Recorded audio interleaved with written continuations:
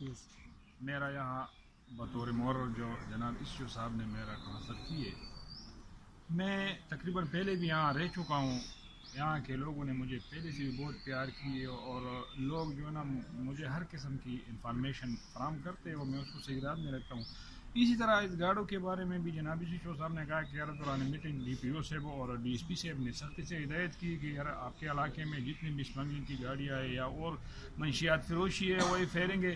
اس کے بارے میں تو ہم نے شروع ہی میں پہلی فرصت میں ہم نے لیڈران کمیٹی کا میٹنگ بلایا. اس کے بعد پورے علاقے کا جو عمائدین میڈیا، سوشل میڈیا والے، ہمارے جو دوسرے بھائی ہے، اس طرح سیول بھی ہے، وہ ہمارے ساتھ بہت تعاون کرتے ہیں. مجھے ہر قسم کی فون وغیرہ کرتے ہیں، جو انفارمیشن ہو، جو چیز بھی ہو تو ہم اسی کی بنیاد پر جو ہی وہ مجھے فون کرتا ہے، کوئی کال وغیرہ مجھے موصول ہوتے تو میں اس شو صاحب کی نوٹس میں اپنے رائڈر صحیح سامان. دوسرا جو ہمارا ٹیم ہے، الحمدللہ ہمارا نیٹ ورک بہت اس ٹائم بہت مضبوط ہے، اور انشاءاللہ جو بھی اس کے بعد بھی ہمیں جو کوئی اطلاع وغیرہ دیتا ہے یا کوئی انفارمیشن دیتا ہے تو وہ صحیح راہ میں رکھا جائے گا، اور اس پر منٹوں میں یہ میں یقین کے ساتھ اور گارنٹی کے ساتھ تمام اہل علاقوں کو کہتا ہوں کہ آپ کے انفارمیشن پر، آپ کے کال پر منٹوں میں انشاءاللہ کام ہوگا، جاری ہے.